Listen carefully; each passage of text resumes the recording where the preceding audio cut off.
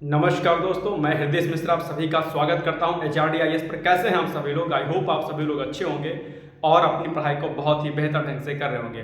देखिए, आज एक महत्वपूर्ण टॉपिक पर हम लोग चर्चा करेंगे। उसके पहले एक न्यूज़ आपको दरअसल देनी है। हालांकि कल भी एक वीडियो के माध्यम से हमने आपको सूचना दे दी थी, लेकिन दोबारा से उस सूचना को मैं आप लोगों को दे दे रहा हूँ। और वो ये है कि अगर आपका लक्ष्य UPPSC RO ARO है तो उसके लिए दरअसल हम लोगों ने मेंटरशिप प्रोग्राम को लॉन्च किया है। और उस मेंटरशिप प्रोग्राम के माध्यम से दरअसल 20 क्वेश्चन आपको डेली दिए जाएंगे प्रैक्टिस करने के लिए। टारगेट बिहाफ पे वो आपको दिए जाएंगे, यानी कि विषयवार आपको टारगेट दिया जाएगा और उसी टारगेट के अकॉर्डिंग अपने विषयों को आपको तैयार करना होगा और उसके बाद उसका टेस्ट देना होगा। उसका फिर जो आप अपने क्वेश्चंस को उसका आंसर देंगे, उसके बाद उन्हीं क्वेश्चंस का जो है वीडियो के माध्यम से मेरे द्वारा उसका क्या किया जाएगा, एक्सप्लेनेशन कर दिया जाएगा। ठीक है, तो ये रहेगा। इसके अलावा उसमें करंट अफेयर्स के कुछ वीडियो आपको मिल जाएंगे और बहुत सारी चीज़ें। अगर आपको कुछ पर्सनल गाइडेंस चाहिए, किसी भी टॉपिक में अगर आपको दिक्कत है आप वो कह सकते हैं, वो भी आपके डाउट्स को दिया जाएगा। तो ओवरऑल एक मेंटरशिप प्रोग्राम रहेगा आपके, जिसमें सभी समस्याओं का आपके समाधान किया जाएगा। लगभग ये आपके जो है 15 दिसंबर तक का 10 दिसंबर तक का प्रोग्राम चलेगा और मिड सितंबर यानी कि 10 से लेकर के 15 सितंबर के बीच में ये प्रोग्राम स्टार्ट होगा। इसमें नंबर ऑफ स्टूडेंट्स बहुत लिमिटेड रहेंगे, यानी कि 100 स्टूडेंट्स, मैक्सिमम 100 स्टूडेंट्स से मैं ऊपर एडमिशन नहीं लूंगा। अगर आपको अपनी सीट लेनी है तो आप लोग प्लीज़ डिस्क्रिप्शन बॉक्स में दिए गए टेलीग्राम लिंक के माध्यम से मेंटरशिप RO लिख करके उस पर जो है आप भेज दीजिए, या व्हाट्सअप नंबर भी दिया गया आपको, वहां पर भी आप व्हाट्सअप कर सकते हैं। तो ये प्रोग्राम बेसिकली आपके लिए क्या है, ज़रूरी है। ज़रूरी इसलिए हो जाता है क्योंकि प्रैक्टिस करना दरअसल क्या होता है, बहुत ही महत्वपूर्ण होता है। एक मेंटरशिप में जब आप चीज़ों को करते हो तो कहीं ना कहीं आप एक सही दिशा के रूप में आप कार्य करते हो, नहीं तो भटकाव फिर नहीं होता कि यार क्या पढ़ना है क्या छोड़ना है। तो ये सारी चीज़ें आपको इस पर पूरे प्रोग्राम में देखने को मिलेंगी और इसको मैंने खुद डिजाइन किया तो निश्चित तौर पर जो है ये आपके लिए फायदेमंद होगा। ठीक है, तो ये आप लोग कर लीजिएगा। अब हम आते हैं आज के महत्वपूर्ण सेशन पर। आज का सेशन हमारा क्या है? सेशन आज का हमारा ये है कि बेसिकली जो साइंस का आपका विषय होता है उसमें हमें, यानी साइंस में बेसिकली आपका फिजिक्स, केमिस्ट्री और बायोलॉजी, इन तीनों ही विषयों में दरअसल आपको कौन कौन से चैप्टर्स को करना है। तो एक बात यहाँ पर ध्यान रखिएगा कि सबसे पहले आपको यह ध्यान देना है कि इस विज्ञान विषय में आपको बायो वाला जो आपका सेक्शन है, वो बायो वाला सेक्शन आपके लिए सबसे महत्वपूर्ण है। और उस बायो वाले सेक्शन में भी दरअसल जो जूलॉजी का सेक्शन है, ठीक है, जैसे बॉटनी होता है, जूलॉजी होता है, यानी कि जंतु विज्ञान और वनस्पति विज्ञान। तो जंतु विज्ञान जो है वो आपके लिए महत्वपूर्ण है। वनस्पति विज्ञान यानी कि बॉटनी से प्रश्न आपके एग्जाम में नहीं पूछा जाता। तो सबसे ज़्यादा फोकस आपको विज्ञान में किस पे करना है? बायोलॉजी पर करना है। उसके बाद फिर आपको फिजिक्स पे करना है यानी कि भौतिक विज्ञान पर, और उसके बाद फिर आपको करना है फोकस केमिस्ट्री पर यानी कि रसायन विज्ञान पर। अब इन तीनों ही जो आपके टॉपिक अलग अलग हैं, इनमें से आपको किन किन टॉपिक्स पर, सब टॉपिक्स पर आपको फोकस करना है, वो मैं आपको थोड़ा सा समराइज वे में बहुत ही कम समय में आपको बता दे रहा हूँ। फटाफट आप लोग नोट डाउन करते रहिए। या अगर आपके पास विज्ञान के लूसेंट है, इसके लिए विज्ञान के लूसेंट और घटना चक्र क्या है, सफिशिएंट मैटर है, इतना आप कर लीजिएगा। विज्ञान की घटना चक्र इंपॉर्टेंट है, ये तो आप लोग जानते ही होंगे। साथ ही में लूसेंट जो आती है, दो आती है। एक आती है सामान्यन की, उसको लेकर के आप कंफ्यूज मत होइएगा। विज्ञान की लूसेंट अलग से आती है, ठीक है। तो विज्ञान की लूसेंट लीजिएगा, वहां से आप इस सेक्शन को कर लीजिएगा। तो आइए हम लोग फटाफट पहले जो है फिजिक्स पर बात करते हैं कि फिजिक्स में कौन कौन से महत्वपूर्ण टॉपिक है। तो आप जो है चाहें तो अपनी पुस्तक जो है लूसेंट उठा लीजिए, मैं वहां से बता दे रहा हूँ, ठीक है। अच्छा, भौतिक विज्ञान में एक बात ध्यान रखिएगा कि जो उदाहरण के तौर पर जो क्वेश्चंस होते हैं वो बहुत आते हैं, ठीक है। तो वो आपको फोकस करना है, ठीक है। अब देखो, जैसे कि फॉर एग्जांपल जो पहला चैप्टर आपका भौतिक विज्ञान का यांत्रिकी वाला, जिसमें मापन दिया है, सदिश अदिश राशियाँ दी रही होंगी, ठीक है। कुछ चीज़ों के जो क्या कहते हैं इकाई होती है वो पूछ लेता है, कई बार मात्रक पूछ लेता है। तो ये चीज़ें आपको याद करनी है, ठीक है। इसके अलावा ऊष्मा वाला चैप्टर एक बार देख लीजिएगा आप सब, विशिष्ट ऊष्मा क्या होती है, ठीक है। विशिष्ट ऊष्मा से कई बार प्रश्न पूछ लेता है। इसमें जो सबसे ज़्यादा इंपॉर्टेंट जो चैप्टर वो है आपका क्या, वो है आपका प्रकाश का। है प्रकाश के चैप्टर से बहुत सारे प्रश्न आपके एग्जाम में पूछे जाते हैं। तो प्रकाश का चैप्टर आप लोग अच्छे तरीके से, जिसको लाइट बोलते हैं फिजिक्स में, ये पोर्शन आप लोग रेडी कर लीजिएगा, ठीक है। इसके अलावा जो विद्युत है, विद्युत वाला चैप्टर भी आप लोग तैयार कर लीजिएगा कि डायनेमो जो है क्या होता है, और इसके अलावा अलग अलग जो प्रकार की जो मशीनें होती हैं वो भी इसमें कई बार पूछी जाती है। तो विद्युत का चैप्टर भी आपके लिए क्या है, इंपॉर्टेंट है, इसको नोट डाउन कर लीजिएगा। इसके अलावा जो है इसमें जो है एक चैप्टर जो है आपका ये किरणों वाला है, इलेक्ट्रॉनिकी वाला, कैथोड किरण जिसमें है ना, प्रकाश विद्युत प्रभाव, डायोड बल्ब, ट्रायोड बल्ब, यहाँ से भी कई बार एग्जाम में प्रश्न पूछ लेता है। अगर उसको टफ बनाना होता है प्रश्न, तो वो यहाँ से जो है कई बार क्वेश्चंस को उठा लेता है, पिक कर लेता है। तो याद रखिएगा इसको, ठीक है। इसके अलावा जो भी उदाहरण बेस्ड होंगे, जैसे ऊष्मागतिकी का चैप्टर एक है ना, ऊष्मागतिकी का गतिकी, तो ये ऊष्मागतिकी जिसको हम लोग थर्मोडायनामिक्स कहते हैं, यहाँ से भी कई बार प्रश्न पूछा आता है आपके तुम्हें, तो ये आप लोग ऊष्मागतिकी वाले चैप्टर को भी क्या करिएगा, रेडी कर लीजिएगा, राइट। इसके अलावा आप लोग जो है फिर अलग अलग जैसे न्यूटन लॉ हो गए, न्यूटन के सारे लॉ याद कर लीजिएगा, ठीक है। और मतलब कहने का मतलब ये कि जो उदाहरण आधारित प्रश्न हैं आपके, ये अक्सर आपके एग्जाम में पूछे जाते हैं भौतिक विज्ञान वाले में, तो वो आप लोग क्या करिएगा, रेडी कर लीजिएगा। ज़्यादा दिमाग नहीं लगाना इसमें आपको, बाकी ऑब्जेक्टिव लगा लीजिएगा, हो जाएगा आपका, ठीक है।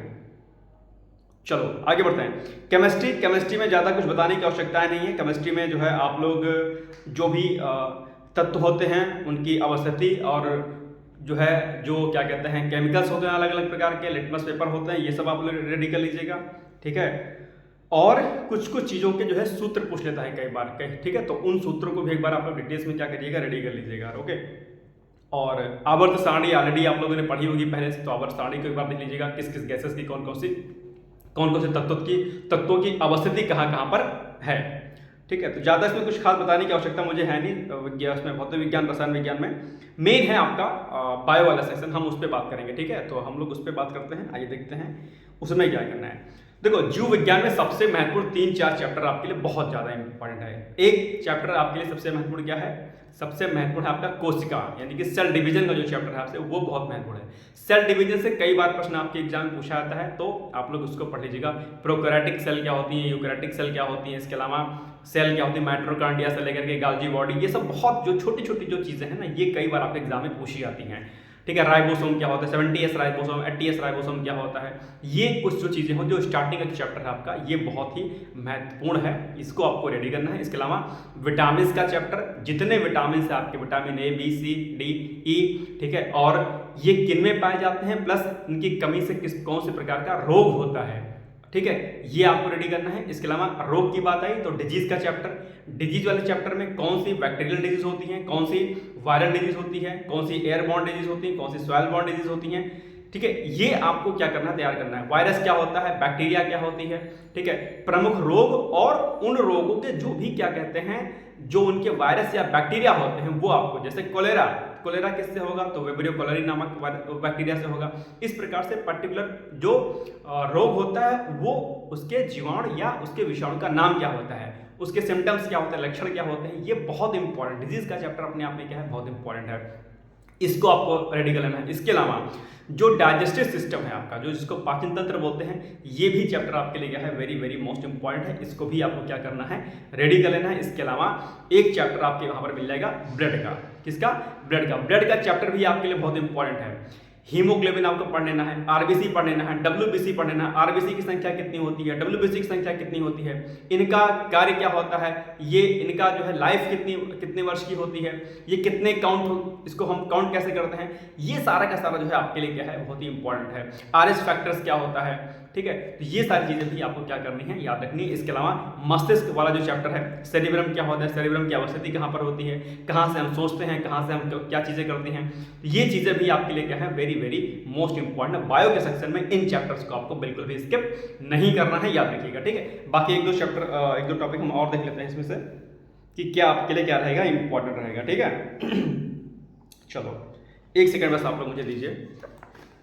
और हाँ, लूसेंट के लास्ट में जो ऑब्जेक्टिव क्वेश्चंस दिए हैं, अगर आप लूसेंट देखोगे, जैसे कि ये लूसेंट है और इसके लास्ट में, लूसेंट के लास्ट में आप लोग देख पा रहे हो कि बहुत सारे ऑब्जेक्टिव यहाँ पर दिए हैं लूसेंट वाले में ही, ठीक है। इन सारे ऑब्जेक्टिव को आप लोग जो है क्या करिएगा, रेडी कर लीजिएगा।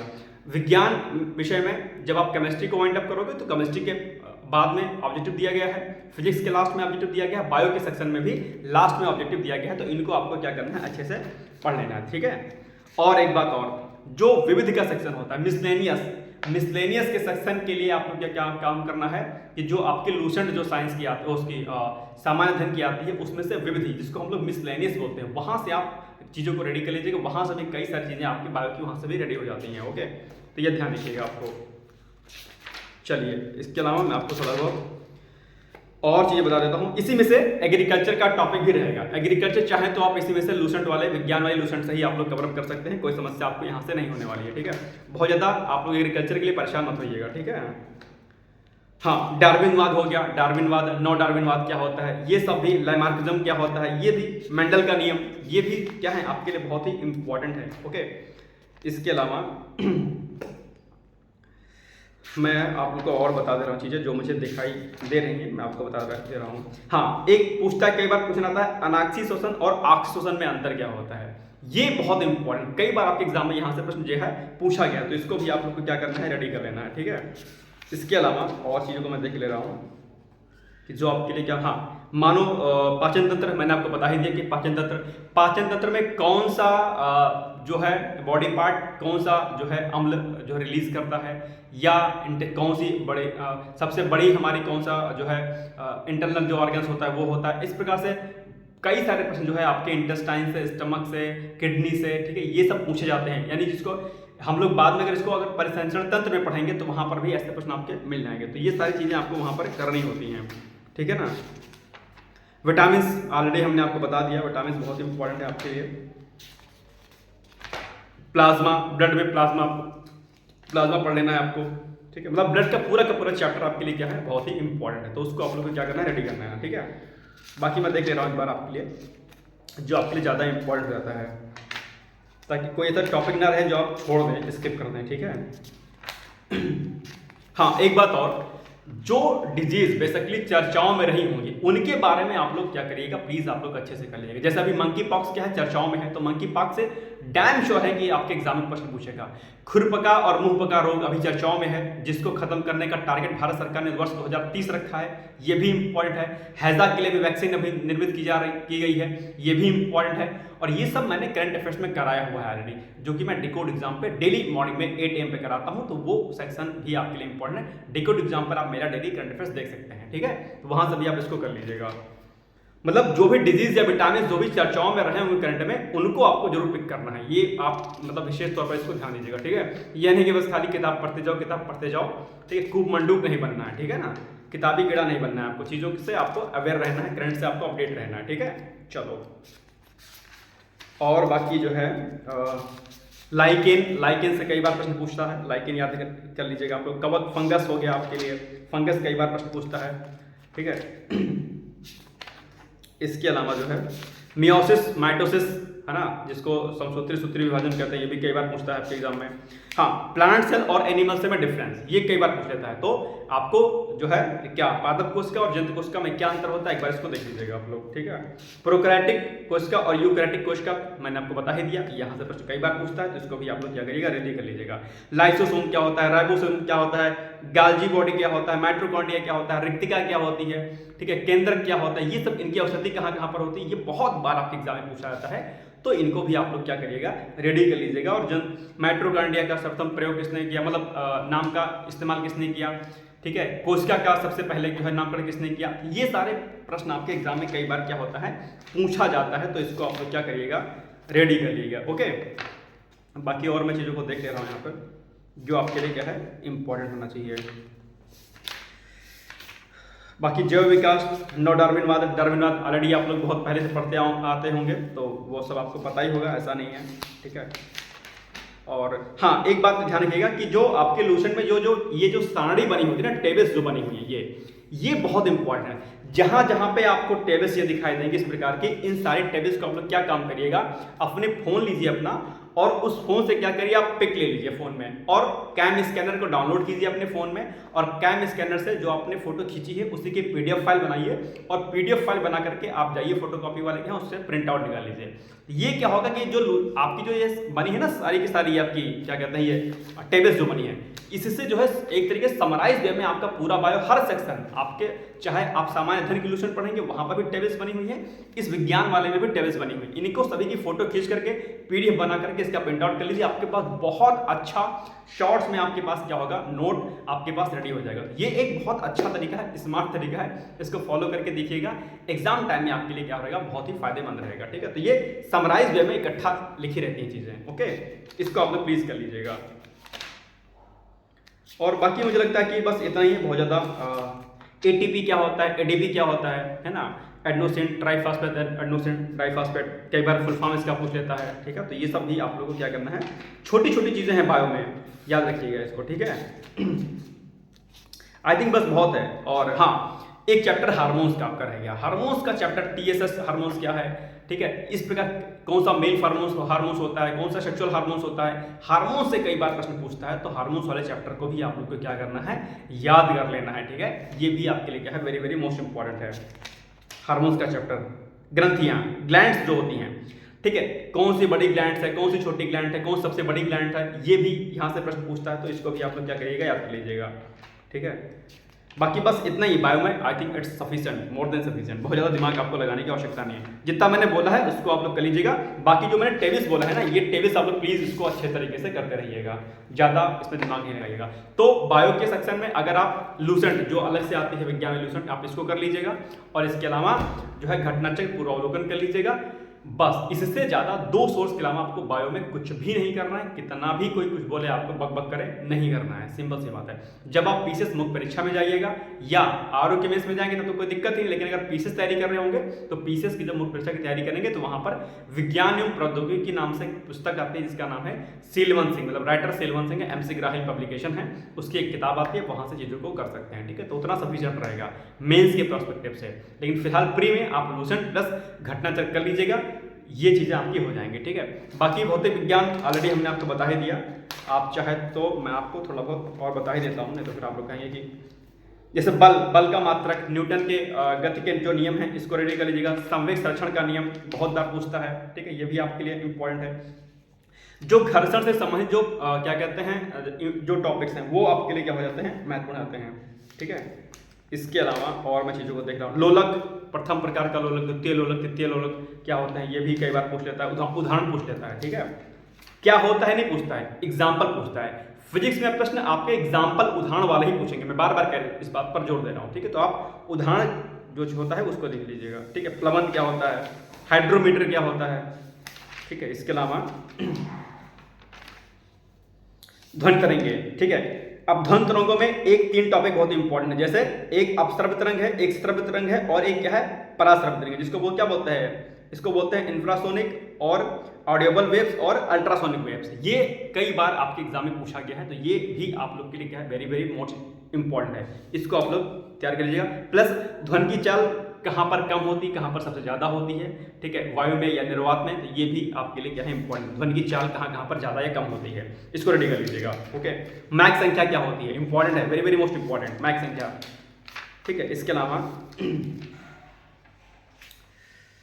और आप लोग देख लीजिए थोड़ा सा, हाँ, एक दैनिक जीवन में संवहन उष्मा संचरण का दैनिक जीवन में उपयोग, यहाँ सभी कई बार जो है प्रश्न पूछता है, जैसे कि दैनिक जीवन में संवहन से संबंधित उपयोग, जैसे समुद्री हवाएं का ये तथा स्थलीय हवाएं क्या होती हैं, ठीक है। बिजली के बल्बों में निष्क्रिय गैसों का भरा जाना, ये सब क्या कैसे होता है, ये भी आप लोग एक बार थोड़ा सा पढ़ लीजिएगा। उष्मागतिकी के नियम, वेरी वेरी मोस्ट इंपॉर्टेंट है, तो इसको रेडी कर लीजिएगा, जिसको हम लोग थर्मोडायनेमिक्स भी बोलते हैं, उष्मागतिकी को, ठीक है। रुद्धोष्म प्रक्रम, ये कई बार पूछा आपके एग्जाम में, तो ये जिसको हम लोग एडियाबैटिक क्या कहते हैं, प्रोसेस बोलते हैं, प्रक्रम बोलते हैं, इसको आप लोग एक बार देख लीजिएगा प्लीज, है ना।